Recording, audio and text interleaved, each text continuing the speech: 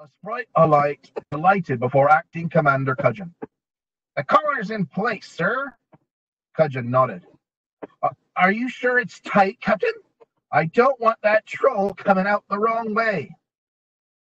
"Tighter than a goblin's wallet. There's not a bubble of air getting through that seal. Tighter than a stinkworm's—" "Very well, Captain," interrupted Cudgeon hurriedly, before the sprite could complete his graphic analogy.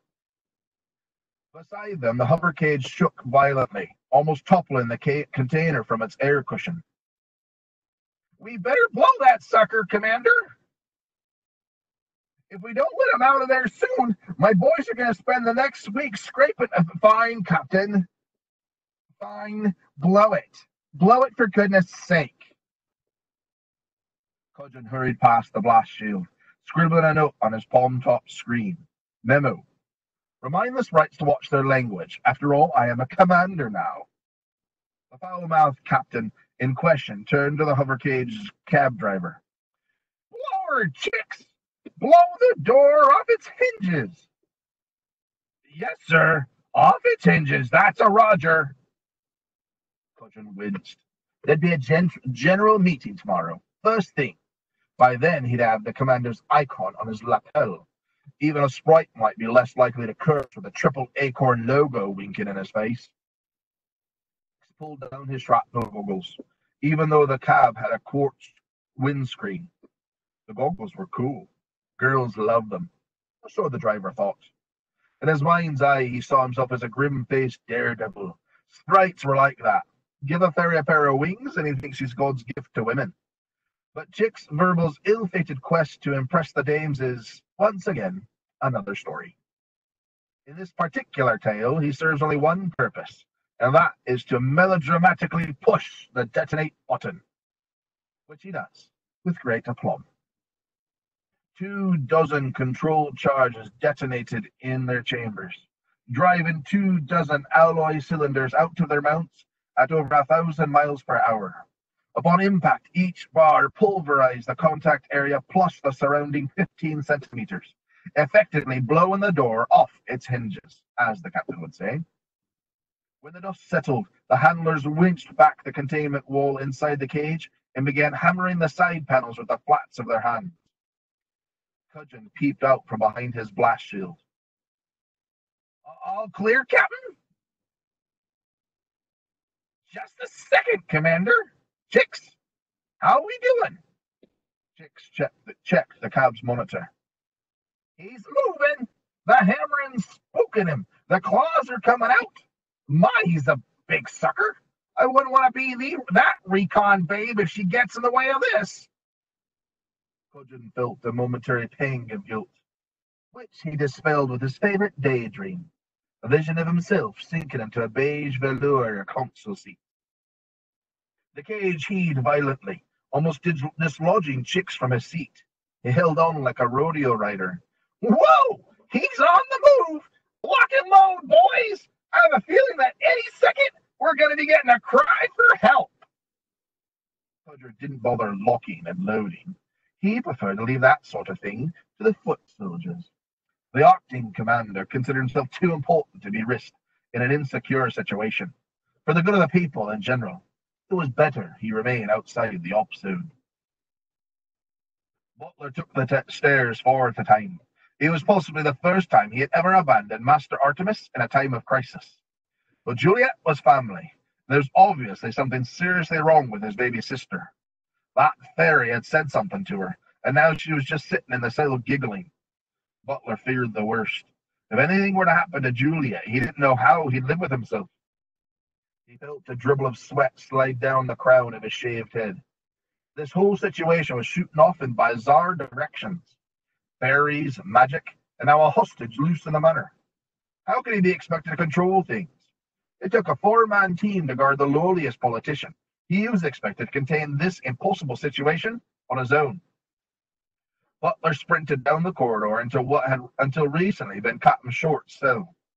Juliet was sprawled on the cot, enraptured by a concrete wall. "What are you doing?"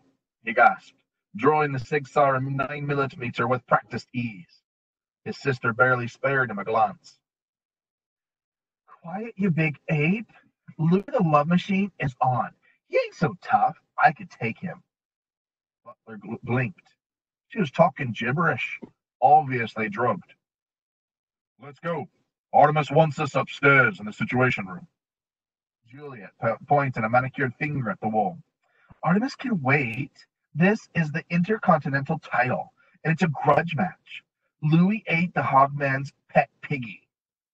The manservant studied the wall. It was definitely blank. He didn't have time for this. Right, let's go, he growled, slinging his sister over a broad shoulder. No, you big bully, she protested, hammering his back with his tiny fists. Not now! Hogman! Hogman! Butler ignored the objections, settling into a lope and run. Who was this Hogman person? One of her boyfriends, no doubt. He was going to keep closer tabs on callers to the lodge in future.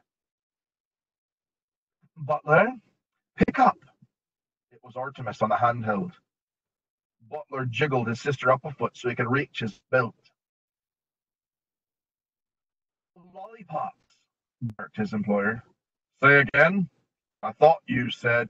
Oh, I mean, get out of there. Take cover. Take cover. Take cover? The military term didn't sound right coming out of Master Artemis's mouth, like a diamond ring in a lucky bag. Take cover? Yes, Butler, cover. I thought speaking in primal terms would be the quickest route to your cognitive functions.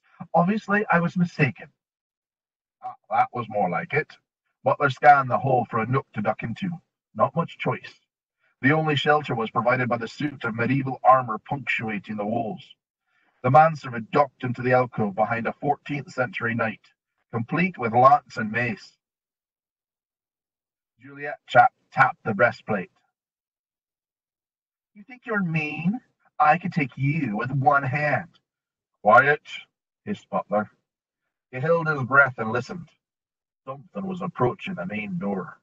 Something big. Butler leaned out far enough to get one eye on the lobby. Then you could say that the doorway exploded, but that particular verb doesn't do the action justice. Rather, it shouted into infinitesimal pieces. Butler had seen something like this once before when a Force 7 earthquake had rippled through a Colombian drug lord's estate seconds before he had been scheduled to blow it up. This was slightly different, more localized, very professional. It was classic anti-terrorist tactics. Hit him with smoke and sonics, and then go in while the targets were disoriented. Whatever was coming, it would be bad. He was certain of it. He was absolutely right. Dust clouds settled slowly, depositing a pale sheet on the Tunisian rug. Madame Fowl would have been furious if she ever put so much as a toe outside the attic door. Butler's instincts told him to move. Zigzag across the ground floor. Make for the higher ground. Stay low to minimize the target. This would be the perfect time to do it before visibility cleared. Any second now, a hail of bullets would be whistling through the archway, and the last place he wanted to be was pinned down on a lower level. On any other day, Butler would have moved. But he wouldn't. We would have been halfway up that stairway before his brain had time for second thoughts. But today he had his baby sister over his shoulder, spouting gibberish. And the last thing he wanted to do was expose her to murderous assault fire. With Juliet in the state she was in, she'd probably challenge the Fairy Commandos to a tag wrestling match. And though his sister talked tough, she was just a kid, really. No match for trained military personnel. So Butler hunkered down, propped Juliet against the tapestry behind a suit of armor, and checked his safety catch. Off. Good. Come and get me, fairy boys. Something moved in the dust haze. It was immediately obvious to Butler that the something wasn't human. The manservant had been on too many safaris not to recognize an animal when he saw it. He studied the creature's gait. Possibly simian, similar upper body structure to an ape, but bigger than any primate Butler had ever seen. If it was an ape, then his handgun wasn't going to be of much use. You could put 5 rounds in the skull of a bull ape, and he'd still have time to eat you before his brain realized he was dead. But it wasn't an ape. Apes didn't have night eyes. This creature did. Glowing crimson pupils, half hidden behind shaggy forelocks. Tusks, too, but not elephantine. These were curved, with serrated edges, gutting weapons. Butler felt a low tingle in his stomach. He'd had the feeling once before, on his first day at the Swiss Academy. It was fear. The creature stepped clear of the dust haze. Butler gasped. Again, his first since the Academy. This was like no adversary he'd ever faced before. The manservant realized instantly what the fairies had done. They had sent in a primal hunter, a creature with no interest in magic or rules, a thing that would simply kill anything in its way, regardless of species. This was the perfect predator. That much was clear from the meat-ripping points on its teeth, from the dried gore crusted beneath its claws, and from the distilled hatred spilling from its eyes. The troll shambled forward, squinting through the chandelier light. Yellowed claws scraped along the marble tiling, throwing up sparks in their wake. It was sniffing now, snorting curious breaths, head cocked to one side. Butler had seen that pose before, on the snouts of starved pit bulls, just before the Russian handlers set them loose on a bear hunt. The shaggy head froze, its snout pointed directly at Butler's hiding place. It was no coincidence. The manservant peeked out between the chain-main fingers of a gauntlet. Now came the stalk. Once the scent had been acquired, the predator would attempt a slow, silent approach before the lightning strike. But apparently the troll had not read the predator's handbook because it didn't bother with the stealth approach, jumping directly to the lightning strike. Moving faster than Butler would have believed possible, the troll sprang across the lobby, brushing the medieval armor aside as though it were a shop mannequin. Juliet blinked. "Oh," she gasped. "It's Bigfoot Bob, Canadian champion, 1998. I thought you were in the Andes looking for your relatives." Butler didn't bother to correct her. His sister wasn't lucid. At least she'd die happy. While his brain was contemplating this morbid observation, Butler's gun hand was coming up.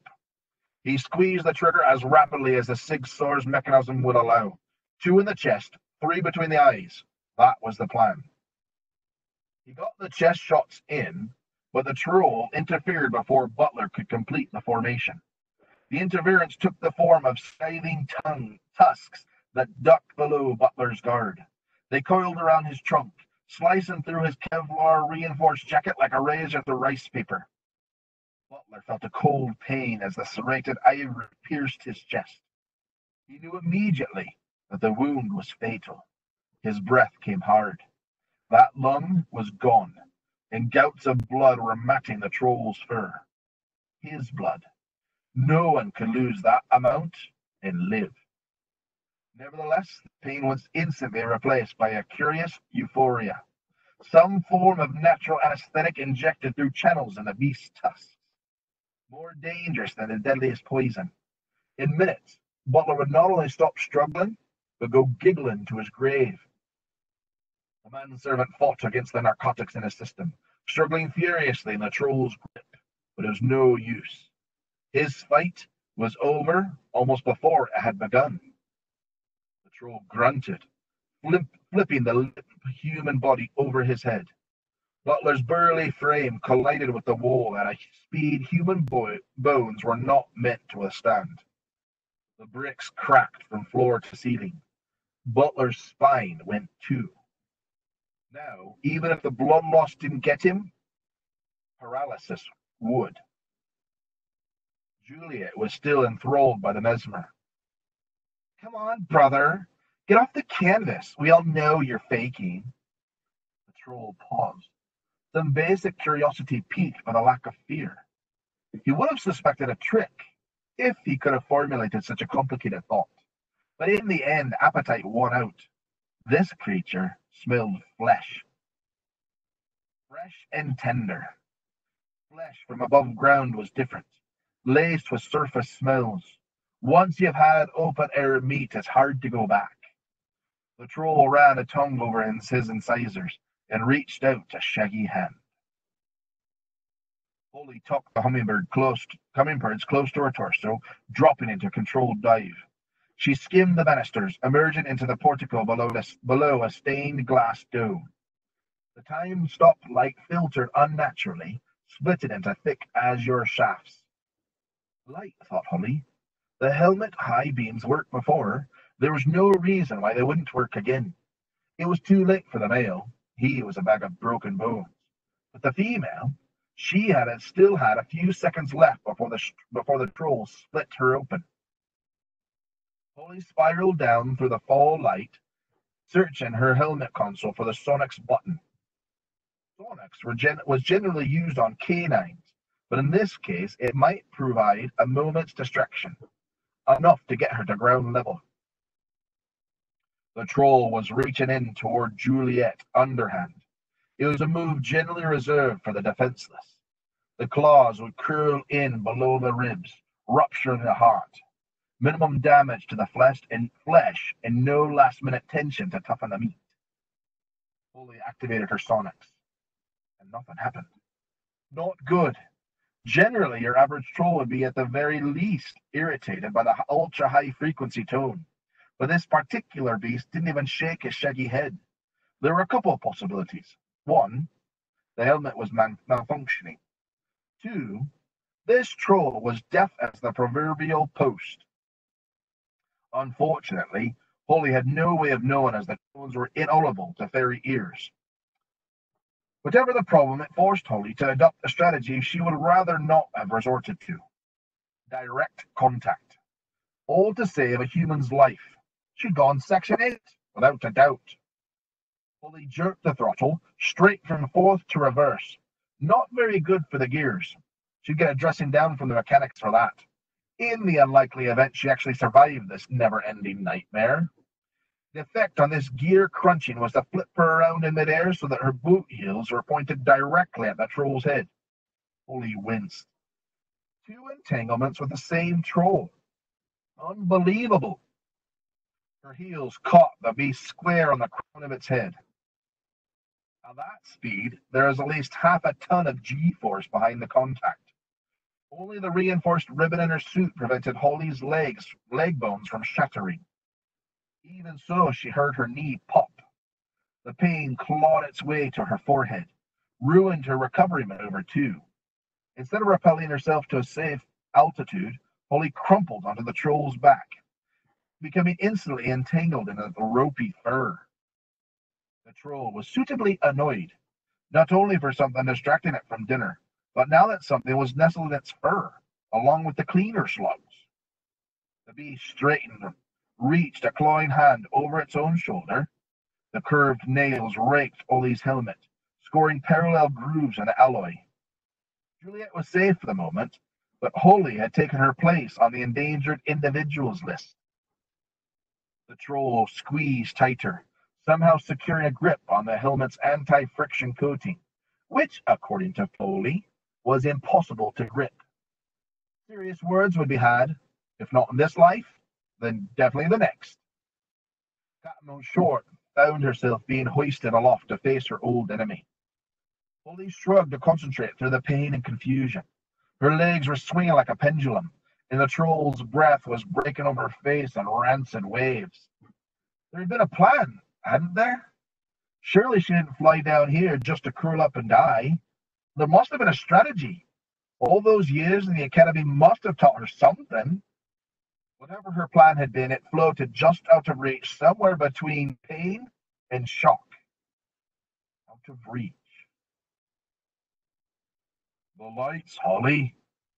A voice in her head, probably talking to herself. An out-of-head experience. She must remember to tell Foley about this. Foley? Hit the lights, Holly. If those tusks get to work, you'll be dead before the magic can kick in. Foley? Is that you? Holly may have said this aloud, or she may have just thought it. She wasn't sure. Oh, hi, beast, Captain! A different voice, not so cuddly. Hit the button now! That's an order! Oops. It was Root. She was falling down on the job again. First Hamburg, then Martina Franca, now this. Yes, sir, she mumbled, trying to sound professional. Press it! Now, Captain Short! Foley looked the troll straight in its merciless eyes and pressed the button. Very melodramatic. Or it would have been if the lights had worked. Unfortunately for Holly, in her haste, she'd grabbed one of the helmets cannibalized by Artemis Fowl. Hence, no sonics, no filters, and no tunnel beams. The halogen bulbs are still installed, but the wires had become loose during Artemis's investigations. Oh dear, breathed Holly. Oh dear, barked Root. What's that supposed to mean? The beams are offline, explained Foley. Oh, Root's voice trailed off. What more was there to say? Foley squinted at the troll. If you didn't know trolls were dumb animals, you'd swear the beast was grinning. Standing there with blood dripping from various chest wounds, grinning. Captain Short didn't like being grinned off. Laugh this off, she said, and butted the troll with the only weapon available to her, her helmeted head. Valiant, undoubtedly, but about as effective as trying to cut down a tree with a feather.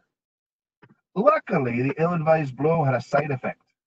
For a split second, two strands of a conductor filament connected, sending power flooding to one of the tunnel beams.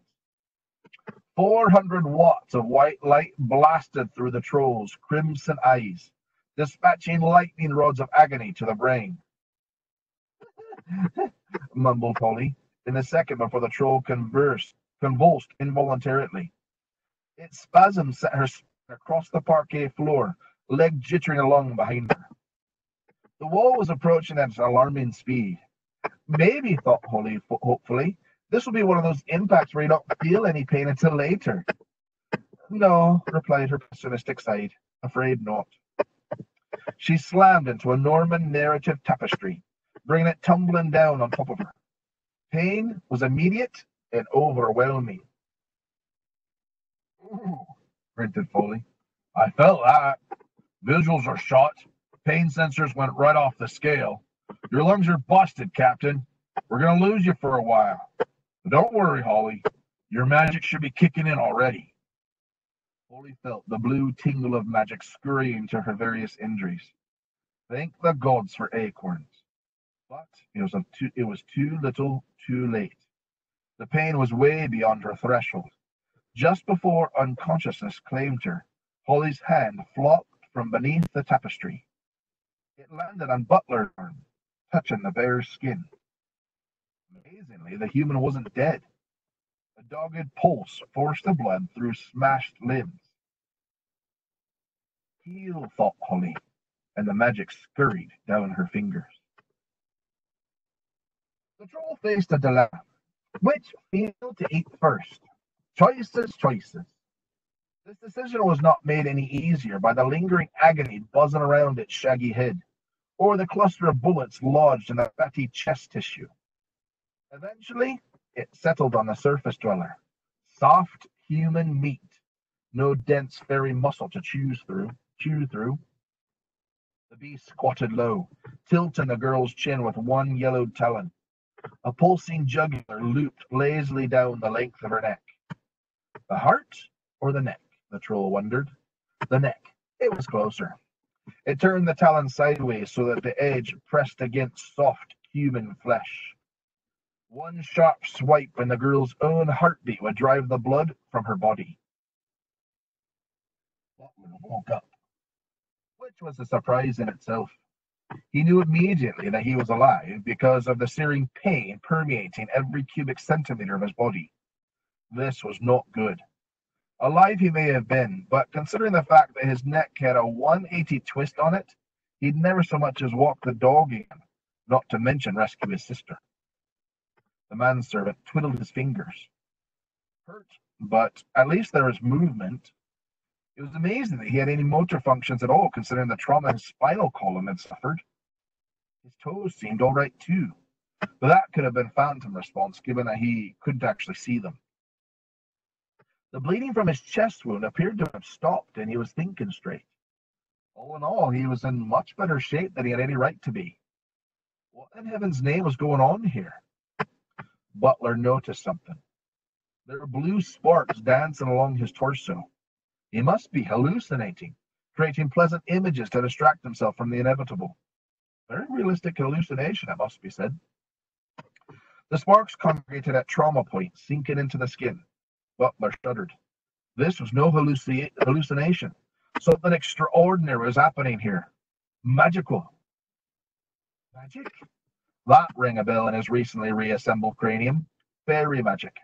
Something was healing his wounds. He twisted his head, wincing at the grate of sliding vertebrae. There was a hand resting on his forearm. Sparks flowed from the slim elfin fingers, intuitively targeting bruises, breaks, and ruptures.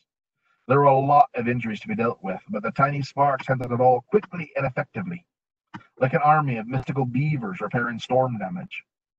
Butler could actually feel his bones knitting and the blood retreating from semi-congealed scabs. His head twisted involuntarily as his vertebrae slid into their niches, and strength returned in a rush as magic reproduced the 3 liters of blood lost through his chest wound. Butler jumped to his feet. Actually jumped. He was himself again. No, it was more than that. He was as strong as he'd ever been. Strong enough to have another crack at that beast hunkering over his baby sister. He felt his rejuvenated heart speed up like the stroke of an outboard motor. Calm, Butler told himself. Passion is the enemy of efficiency. But calm or no, the situation was desperate. This beast had already effectively killed him once, and this time he didn't even have the Sig Sauer. His own skills aside, it would be nice to have a weapon. Something with a bit of weight to it. His boot clinked on a metallic object. Butler glanced down at the debris strewn in the troll's wake. Perfect. There was nothing but snow on the view screen. Come on, urged Root. Hurry up! Foley elbowed past his superior. Maybe if you didn't insist on blocking all the circuit boards.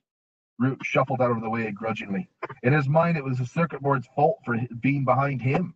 The centaur's head disappeared into an access panel. Anything? Nothing. Just interference. Root slapped the screen. Not a good idea.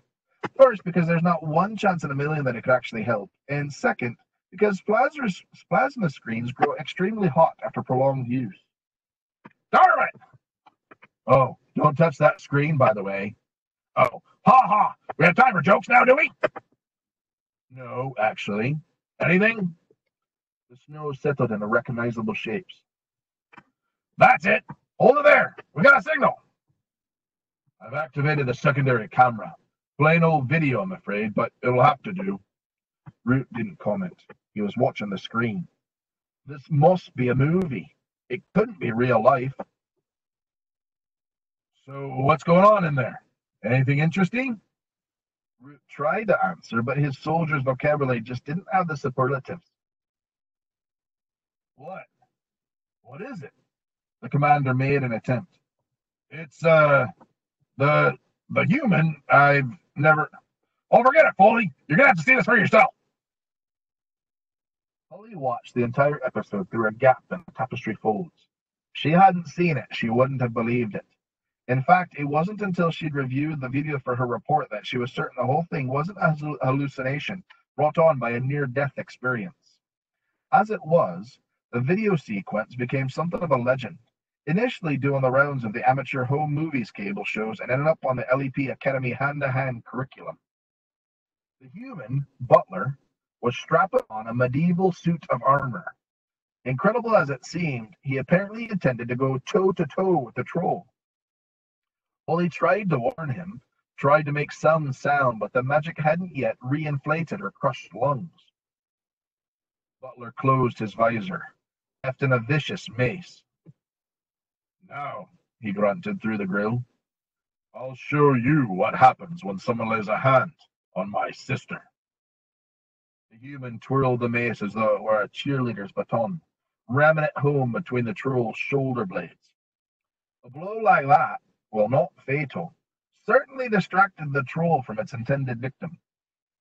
Butler planted his foot just above the creature's haunches and tugged the weapon free. It relinquished its grip with a sickly sucking sound.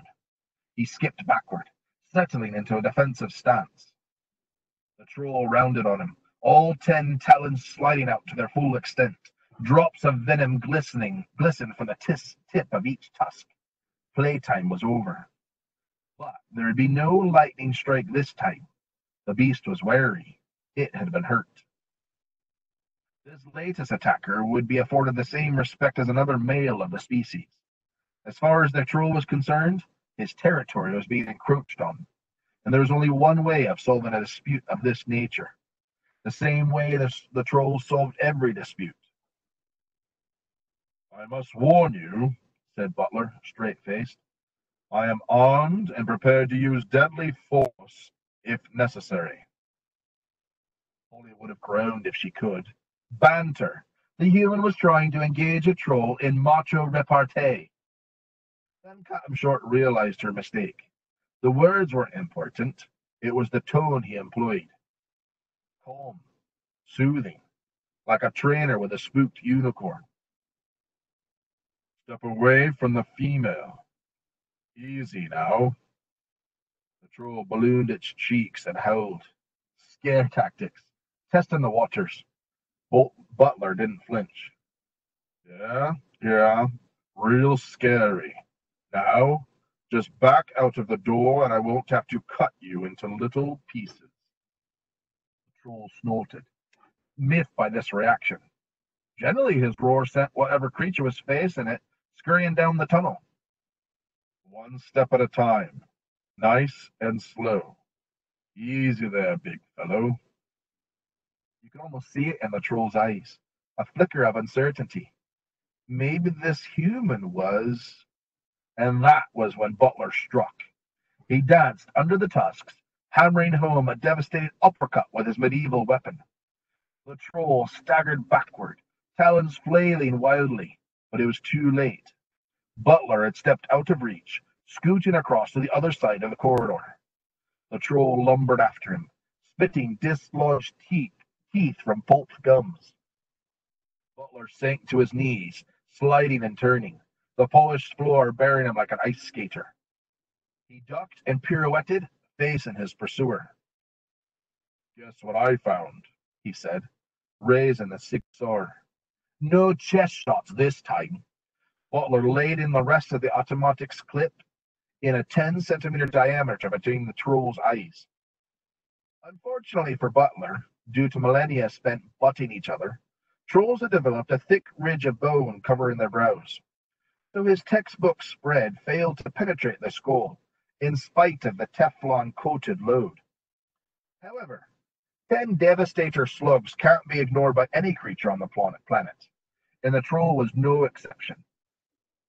The bullets beat a sledgehammer tattoo on its cranium, causing instant concussion. The animal staggered backward, slapping at its own forehead. Butler was after it in a heartbeat, pinning one shaggy foot beneath the mace spikes. The troll was concussed, blinded by blood, and lame. A normal person would have felt a shard of remorse, but not Butler. He'd seen too many men gored by injured animals. Now was the dangerous time. It was no time for mercy.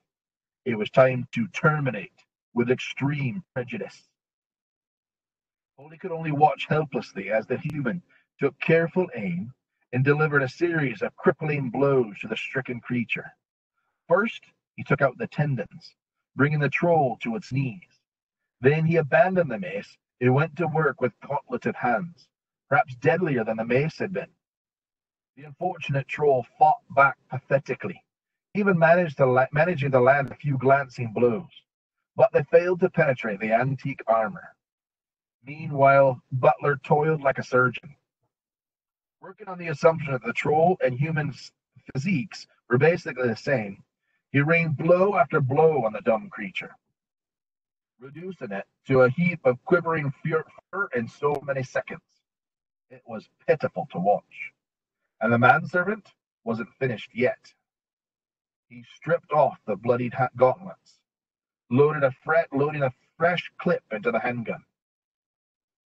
Let's see how much bone you have under your chin. No, gasped Polly, with the first breath in her body. Don't! Butler ignored her, jamming the barrel beneath the troll's jaws. Don't do it! You owe me! Butler paused. Juliet was alive, it was true. Confused, certainly, but alive. He thumbed the hammer on his pistol. Every brain cell in his head screamed for him to pull the trigger. But Juliet was alive. You owe me, human! Butler sighed. He'd regret this later. Very well, Captain. The beast lives to fight another day. Lucky for him, I'm in a good mood. Polly made a noise. It was somewhere between a whimper and a chuckle. Now, let's get rid of our hairy friend. Butler rolled the unconscious troll onto an armored trolley, dragging it to the devastated doorway. With a huge heave, he jettisoned the lot into the suspended night. And don't come back, he shouted. Amazing, said Root. Tell me about it, agreed Foley.